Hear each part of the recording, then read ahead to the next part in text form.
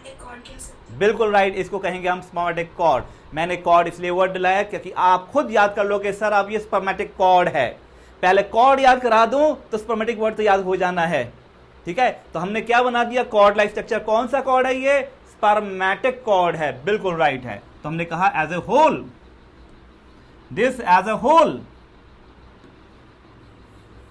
Is spermatic cord. तो मेरे प्यारे बच्चों समझ आ गई बात? Yes sir. परफेक्ट है। तो इंग्यूनल कैनाल के अंदर हमें मिलेगी स्पर्मेटिक कॉर्ड। अब एक चीज और जो बहुत ज्यादा इंपॉर्टेंट है एग्जामिनेशन पॉइंट ऑफ व्यू के लिए, भाई गुबर्नेकुलम के बारे में इतनी बार क्वेश्चन पूछा गया है, नीट में भी, सीबीएसई में भी और अदर एग्जाम्स में भी। कोई भी एग्जाम आप सोच रहे हो तो मिल जाता है क्वेश्चन ये वाला, गुबर्नेकुलम लेकर, गुबर्नेकुलम कॉर्डिस पूरा कहते हैं इसको, और गुबर्नेकुलम नॉर्मल। तो ये क्या है सर, फाइब्रस बैंड्स हैं मेरे बच्चे, इस तरह से यहां पे कुछ फाइब्रस बैंड्स हैं जो इस टेस्टिस की पोजीशन को डिफाइन कर रहे हैं कि टेस्टिस इस स्क्रॉटम के अंदर एक पर्टिकुलर पोजीशन में मिले, एक पर्टिकुलर लोकेशन पे मिले, that is defined by your gubernaculum cordis. तो पूरा नाम है इस महाशय का गुबर्नेकुलम। क्या है बच्चों, गुबर्नेकुलम, और पूरा कह दे तो गुबर्नेकुलम कॉर्डिस, गुबर्नेकुलम कॉर्डिस।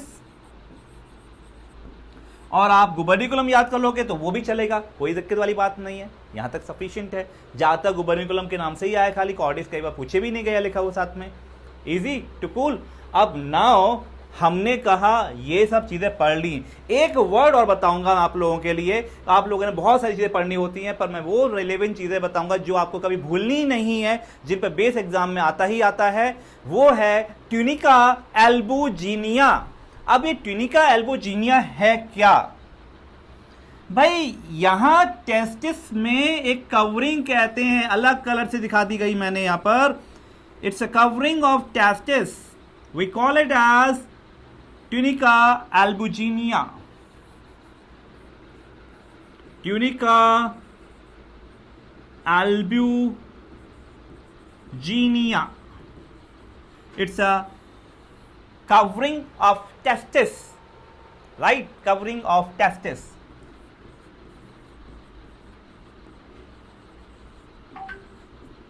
राइट है।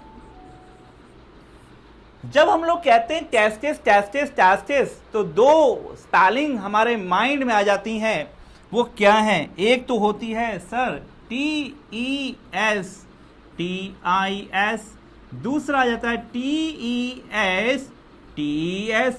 तो आप लोग सोचो इन दोनों में कोई डिफरेंस है क्या, क्या है ये दोनों TS? हाँ बेटा, लिखा है यस, वो सिंगल के लिए है, बिल्कुल। और नीचे लिखा है दोनों के लिए है। तो कई बार बच्चे ध्यान नहीं देते, सर ये स्पेलिंग गलत हो गई क्या, नहीं गलत नहीं है, दोनों सही हैं, दोनों की चीज़ें। ये एक टेस्टिस की बात करूं तो ये वाला हो गया, मैं कहता हूं टेस्टिस तो पेयर्ड है। अगर मैं दोनों की बात कर रहा हूं तो मैं इस वाले वर्ड को यूज कर लूंगा। आपने सबसे पहले घबराना नहीं है। ह्यूमन रिप्रोडक्टिव सिस्टम,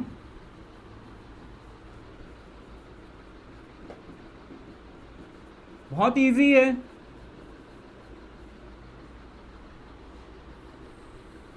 अगर हम कहें कि ह्यूमन रिप्रोडक्टिव सिस्टम को हम कैटेगराइज करें तो हम टू पार्ट में डिवाइड कर लेते हैं, इनिशियली टू पार्ट में डिवाइड कर लेते हैं।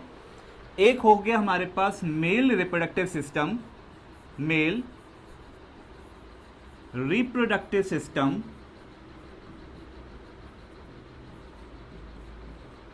राइट, और दूसरा हो गया हमारे पास फीमेल रिप्रोडक्टिव सिस्टम, है ना, फीमेल रिप्रोडक्टिव सिस्टम।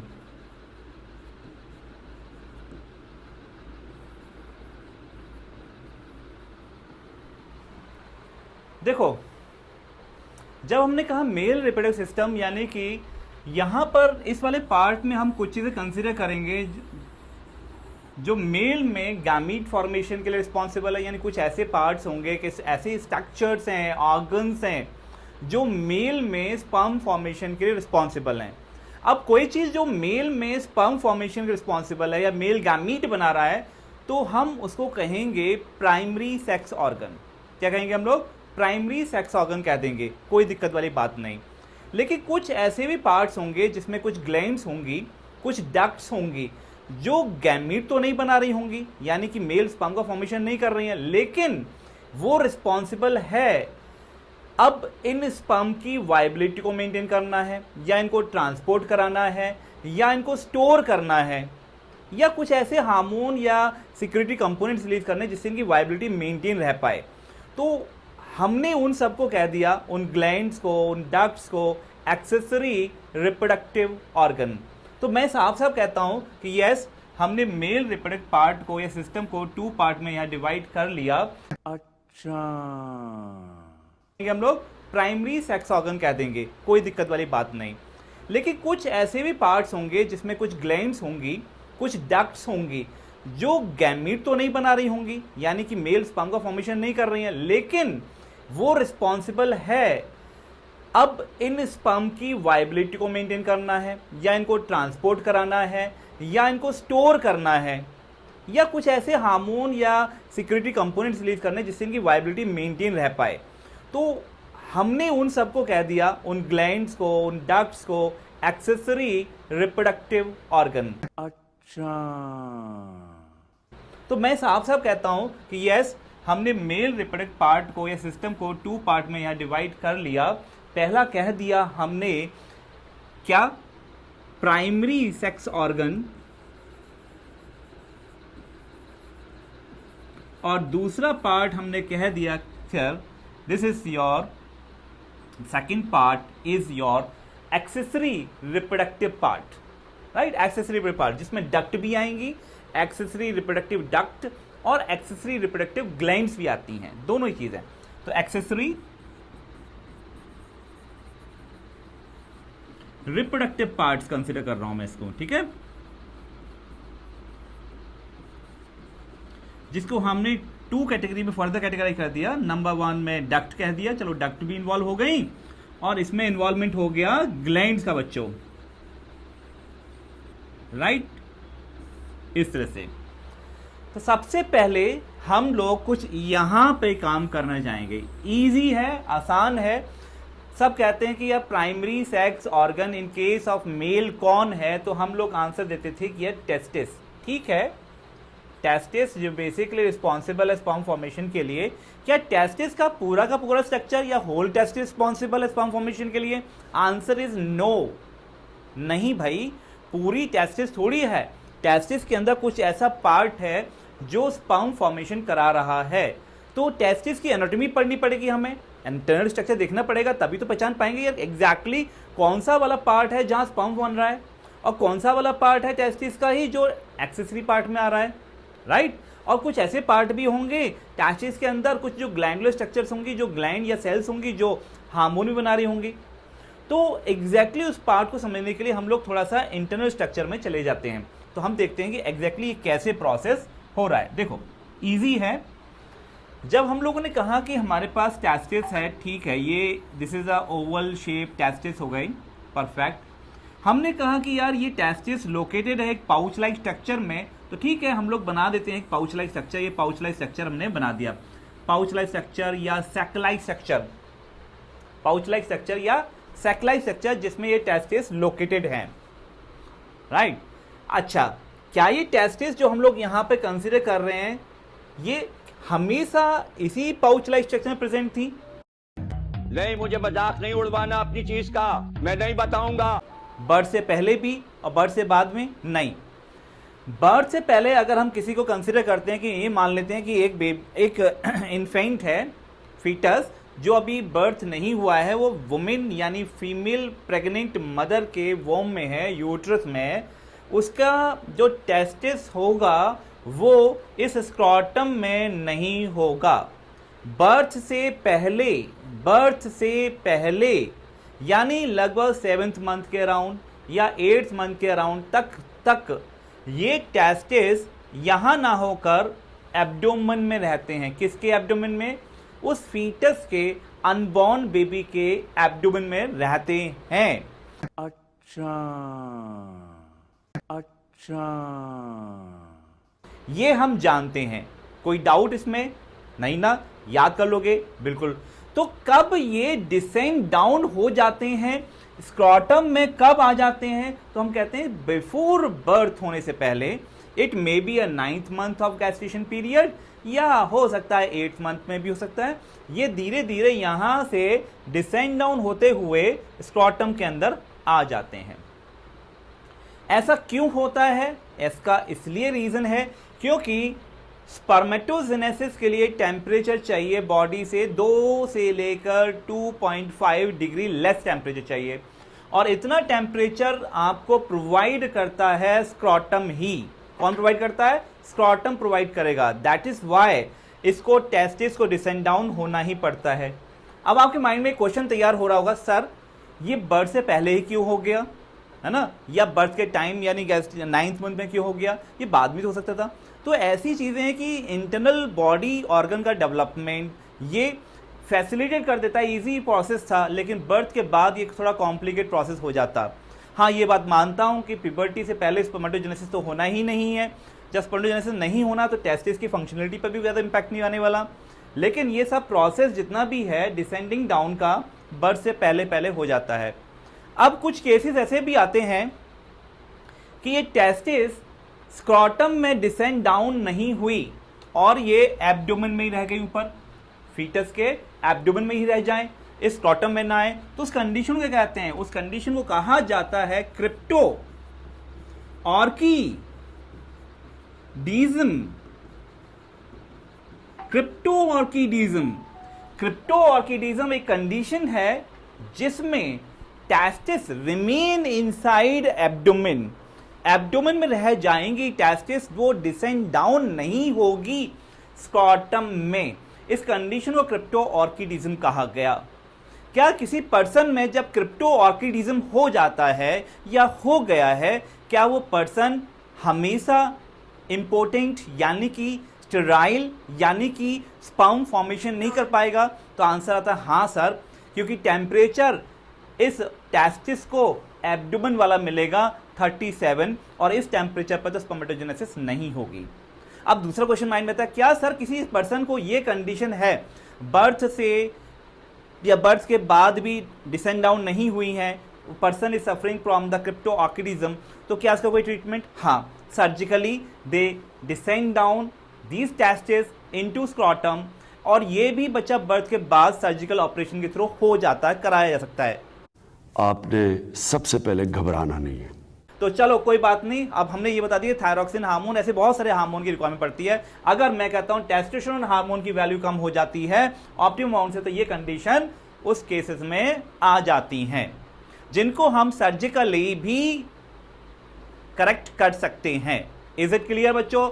समझ आ गया? अब दूसरे पॉइंट पे जाते हैं जो एग्जामिनेशन पॉइंट ऑफ व्यू के लिए बहुत इंपॉर्टेंट है। क्या सीबीएसई के लिए तो हो गया ये वाला, अभी आपके पास direct question cryptorchidism CBSE exam के लिए कब होता है, क्या होता है, क्या कंडीशन है। दूसरे पॉइंट पे आते हैं, इस वाले पाथवे को, ये पाथवे इसके ऊपर हमने बनाया है एब्डोमेन, इसके ऊपर हमारे पास यहां पर अपर पोर्शन में एब्डोमेन अगर कंसिडर कर रहा हूं मैं, तो ये पाथवे क्या है या ये पैसेज क्या है जिसके थ्रू टेस्टिस डिसेंड डाउन होके स्क्रॉटम में आए? तो आप कहेंगे सर ये पैसेज है इंग्यूनल कैनाल। क्या पैसेज है बच्चा? This is your inguinal canal. क्या कहेंगे?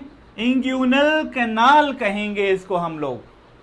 अच्छी बात बोली, आपको अच्छी लगी? अच्छा, अगेन ये नीट पॉइंट ऑफ व्यू के लिए इंपॉर्टेंट है। अच्छा, या कॉम्पिटिटिव एग्जाम आप दे रहे हैं, कोई भी केवी पीवाई से लेकर olympiad whatever, even class 10th का बच्चा भी है तो उसके लिए भी इंपॉर्टेंट हो जाता है ये वाला पार्ट, कि कंपटीशन क्लास 10 में देने का मतलब है वो 11th और 12th का पढ़ रहा होता है उस टाइम भी, ठीक है, तो उसके लिए भी इंपॉर्टेंट हो गया इंग्यूनल कैनाल है क्या। अच्छी बात बोली, आपको अच्छी लगी? Of a normal life attain कर सकता है पर्सन, उसमें स्पर्म फॉर्मेशन हो जाएगा, कोई इशू नहीं। अगर जेनेटिकली या कोई एनाटॉमिकली टेस्टिस में कोई एब्नॉर्मलिटी नहीं है तो। अगर ये क्वेश्चन आता है कि सर कब तक कर लें, हम कहेंगे जितनी जल्दी हो पाता है उतना जल्दी कर लें, पिबर्टी से प्रोसेस पहले कर लेना चाहिए, या जितनी अर्ली एज में कर लें वो ज़्यादा बेटर होता है हमेशा, राइट। तो चलो ये बात समझ आती है, क्योंकि ये एग्जामिनेशन पॉइंट ऑफ व्यू के लिए वेरी वेरी इंपॉर्टेंट है कि क्रिप्टो ऑर्किडिज्म क्या है। तो cryptorchidism is a condition when testes do not descend down in scrotum, they remain inside abdomen। पहला पॉइंट क्लियर। अब दूसरा पॉइंट ये आता है, क्या सर ये ऐसा कंडीशन हुआ ही क्यों? तो मैं कहता हूं आप एक चीज जरूर याद करिएगा, क्या? टेस्टोस्टेरोन हार्मोन का कम हो जाना, टेस्टोस्टेरोन हार्मोन की लैकिंग होने से, कम होने से ये कंडीशन अचीव होती है।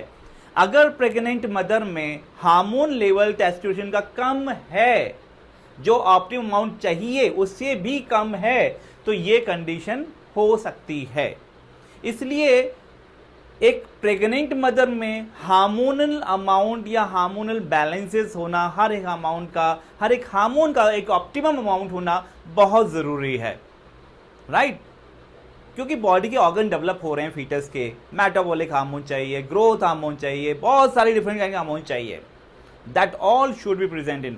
आपने देखा होगा, आपने फील भी किया होगा घर में सभी कि जो प्रेग्नेंट मदर होती हैं, कोई चाची हैं, मासी हैं, या फिर कोई फ्रेंड है, व्हाटएवर, तो फैमिली में कोई होता है ना, या फ्रेंड्स में होते हैं या पड़ोस में होते हैं, तो उनको आपने हमेशा थायरॉक्सिन की टैबलेट लेते हुए देखा होगा बॉन्डिंग में। क्यों भाई? पहले प्रेगनेंसी से पहले तो नहीं थी, अब क्यों जरूरत पड़ गई? क्योंकि जो वुमेन है, प्रेग्नेंट मदर है, उसके वोम में एक बेबी, एक फीटस ग्रो कर रहा है, उसकी ग्रोथ मेटाबॉलिज्म के लिए हार्मोनल रिक्वायरमेंट बढ़ती है, ज़्यादा रिक्वायरमेंट चाहिए हमें इस हार्मोन की, थायरॉक्सिन की। इसलिए डॉक्टर सबसे पहले प्रेगनेंसी कंफर्म होते ही कहते हैं टेस्ट कराइए TSH का, थायराइड स्टिमुलेटिंग हार्मोन, कितना अमाउंट है थायरॉक्सिन का आपकी बॉडी में, बॉडी की ग्रोथ के लिए चाहिए, बेबी की ग्रोथ के लिए चाहिए, आपके लिए चाहिए, तो वो हार्मोन हमेशा लैक कर जाता है 90% केसेस में बच्चा। ओनली बहुत ही फ्यू परसेंट ऐसे होते हैं जिनको जरूरत नहीं पड़ती, वो भाग्यशाली कहूँगा, या उनकी मेटाबॉलिक एक्टिविटी बहुत बढ़िया है, फिजियोलॉजिकल कंडीशन बहुत बहुत बढ़िया है, जिन्होंने उस कंडीशन को भी बियर कर लिया। ठीक है, क्या बात है सर, क्या बात है सर, क्या बात, ये बात है, अरे सर क्या बात। ओके, अब इस इंग्यूनल कैनाल में हमने कहा बहुत सारी चीजें, यानी कि इस टेस्टिस को ब्लड सप्लाई भी चाहिए, और ब्लड सप्लाई कौन देता है? ब्लड वेसल्स देती हैं। और ब्लड वेसल्स सर आर्टरी और वेन्स, जाने वाला ब्लड वेसल्स, यहां से जा रहा है ब्लड लेकर, यानी कि वेन्स, आने वाला आर्टरीज, और उनकी डिवीजन से capillaries and all those thing. तो मैंने कहा कि यहां भाई ब्लड वेसल हैं, तो हमने ये दिखा दी कुछ ब्लड वेसल इस तरह से इसके सराउंडिंग में इस तरह से आ रही हैं एंड फैली हुई हैं, समझो समझो समझो। दूसरी कहा सर वेन्स भी हैं, तो हमने कहा चलो वेन्स भी बना देते हैं, और ये हमने वेन्स यहां कुछ कुछ दिखा दी। इस इंग्यूनल कैनाल में कुछ ऐसे स्ट्रक्चर आ रहे हैं, आर्टरीज हैं, वेन्स हैं, कैपिलरीज हैं। ओके भाई, और क्या है? चलो देखो, हमने बना दिया लिम्फेटिक वेसल भी आ गया। क्या आ गया? लिम्फेटिक वेसल, ग्रीन वाला है लिम्फेटिक वेसल। क्लास 11th में पढ़ चुके हैं हम लोग लिम्फेटिक वेसल्स के रिगार्डिंग, राइट। आर्टरीज और वेन्स अच्छे से समझ चुके हैं। अब तीनों चीजें यहां आ चुकी हैं, और क्या मिलेगा? सर नर्व सप्लाई तो भूल गए क्या आप? नहीं भाई, नर्व सप्लाई भी है बच्चों, तो लिख डालो यहां पे नर्व सप्लाई। उसके लिए कोई और कलर ले लेते हैं, आप कहते हो सर येलो ले लो, तो येलो ही ले लिया हमने, और ये येलो कलर की नर्व सप्लाई यहां पर शो कर दी। तो आर्टरी है, वेसल्स है, नर्व सप्लाई भी शो कर दी, कैपिलरी। तो आप कुछ देख रहे हो यहां पे कॉर्ड लाइक स्ट्रक्चर बन गया। क्या बन गया? कॉर्ड लाइक स्ट्रक्चर बन गया सर, इंग्यूनल कैनाल के अंदर एक कॉर्ड लाइक स्ट्रक्चर। हाँ बच्चा बोलो, ठीक है, चलो गुड है। तो अब हमने यहां तक की बातें कुछ कुछ समझी। क्रिप्टो ऑर्किडिज्म पढ़ लिया, क्रिप्टो ऑर्किडिज्म क्या है वे पढ़ लिया। स्क्रॉटम क्या प्रोवाइड करता है? This is the scrotum. Scrotum optimum temperature provide करने वाला है। कितना टेम्परेचर प्रोवाइड करने वाला है? 2 से 2.5 डिग्री लेसर टेम्परेचर, है ना, lesser temperature than body temperature, ये प्रोवाइड करने वाला है। चलिए यहां तक की चीज समझ आती हैं। अब हम, हाँ पूछो बच्चा। यस सर हमारी बॉडी के जो लोअर टेम्परेचर है मतलब 2 से 2.5, राइट तो राइट, समर में तो वैसे भी हमारी बॉडी का टेम्परेचर बहुत ज्यादा होता है। बढ़ जाता है थोड़ा सा। अब होता क्या है मैं बताऊं, बढ़ता नहीं है, रियलिटी में बताएं। अभी तुम देख रहे होगे मुझे पसीना आ रहा है, मैं ऐसे भी कर रहा हूं। क्यों भाई, बाहर का टेम्परेचर, मेरे स्टूडियो का टेम्परेचर बढ़ गया है। मैंने एसी नहीं लगाया टेम्परेचर पर, मान लेता हूं एसी नहीं लगाया है। अब ये एसी ना होने की वजह से क्या हो रहा है, यहां पर टेम्परेचर बढ़ रहा है, तो मुझे क्या आ रहा है, पसीना आ रहा है, पसीना, राइट। अब पसीना क्यों भाई, क्यों? क्योंकि मेरी बॉडी कहती है भाई मैं आपकी बॉडी का टेम्परेचर कांस्टेंट करके रखूंगी, मैं तुम्हारी बॉडी का टेम्परेचर 37 मेंटेन करूंगी। बाहर टेम्परेचर 45 हो रहा है, रूम का टेम्परेचर 45 है मान लीजिए, मेरे लिए बहुत सारी लाइट्स हैं, इधर लाइट्स है, इधर लाइट्स है, 2 स्क्रीन है, एंड सो मनी इक्विपमेंट बड़े लगे हुए हैं यहाँ पर। तो इतने हाई टेम्परेचर्स पे यहाँ सराउंडिंग में मेरा चेहरा गर्म होने लगा, और मेरी बॉडी में पसीना क्यों आया कि सरफेस का टेम्परेचर और इंटरनल टेम्परेचर मेरी बॉडी कहती है मैं मेंटेन कराऊंगी आपका, तो पसीना बाहर यानी स्वेटिंग कराई ताकि ये सरफेस टेम्परेचर मेंटेन हो पाए। तो because we people are homeostatic और वी परफॉर्म होम्योस्टैसिस, तो हमारी बॉडी का टेम्परेचर हमेशा 37 रहने वाला है। थोड़ा बहुत ऊपर नीचे हो सकता है, हल्का फुल्का माइन्यूट डिग्री, पर they are always constant value में रहेगा। चाहे हम अफ्रीका के ऐसी जगह चले जाए जहां टेम्परेचर 60 भी जा रहा हो, तो भी मेरी बॉडी या आपकी बॉडी का टेम्परेचर 37 है। या फिर हम पोलर रीजन पे चले जाएं जहां पर आइस है, हाथ बाहर निकाला ऐसे करके रखा, टच किया तो लगता है जमने लगा, तो भाई ऐसी कंडीशन में भी क्या होता है, बॉडी का टेम्परेचर कितना होता है, 37 डिग्री सेल्सियस। कितना? 37 डिग्री सेल्सियस रहेगा। तो ये पॉइंट हमें याद रखना है, नहीं तो ये आपको काट के खा जाएगा। अब क्वेश्चन के आंसर नहीं दोगे तो ये आके काट के खा जाएगा, एक एक दांत निकाल के खा जाएगा। बहुत खतरनाक है ये मेरे पास। इसका नाम मैं सोचने वाला हूं, क्या नाम रखूं इसका, बताओ नाम। बहुत बदमाश है ये, कहता है बच्चों ने आज क्वेश्चन याद नहीं किया तो बस समझो ना। मैं कहा नहीं नहीं मेरे बच्चे बहुत इंटेलिजेंट है। ये कहता है ठीक है देखते हैं अगली बार क्वेश्चन का आंसर आने दो। तो अब प्रॉब्लम यहां पर थी कि भाई टेम्परेचर यहां चाहिए कितना, तो हम कहते हैं टेम्परेचर चाहिए हमें कितना, बताओ, हमें चाहिए 2 से 2.5 कम, है ना।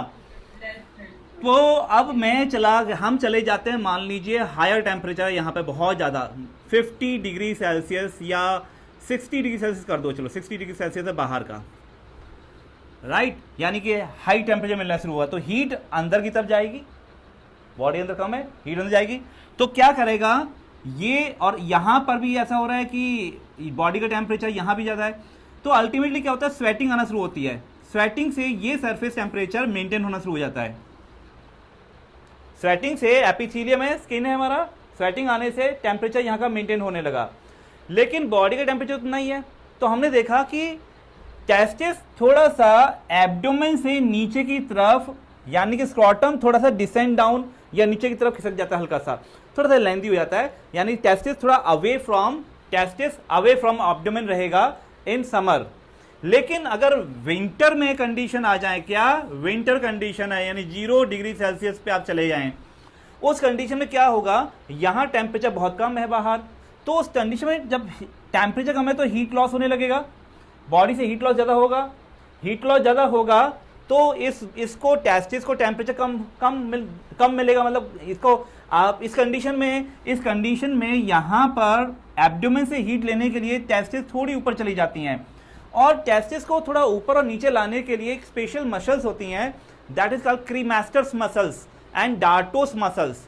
ये मसल्स टेस्टिस की लोकेशन अप एंड डाउन करती है इन स्क्रॉटम, और दोनों ही word cremaster and dartos muscles का इन्वॉल्वमेंट एनसीईआरटी में नहीं दिया गया है, बट सीबीएसई से ऊपर जाते कंपटीशन एग्जाम्स में, चाहे वो केबीपीवाई है, चाहे ओलंपियाड या कोई और कॉम्पिटिटिव एग्जामिनेशन सीयूसीटी या एनी अदर नीट एग्जामिनेशन में ये पूछा जा चुका है। इवन जो नीट से भी पहले पीएमटी होते थे अलग अलग स्टेट के, उनमें बहुत क्वेश्चन आता था इस पर, राइट, इन मसल्स को लेकर, खासकर इंग्युलर कैनाल को लेकर, स्पोमेटिक कॉर्ड को लेकर और ये सब प्रोसेस। तो क्या यहाँ तक क्लियर है? क्या ये हमारा जो स्क्रॉटम प्लस ये मसल वाला पार्ट प्लस ये क्या बात है सर, क्या बात है सर, क्या बात, ये बात है। अरे सर क्या बात। अरे बेटे तुझे थकान नहीं लग रही क्या? खत्म, bye bye, tata, good bye, गया।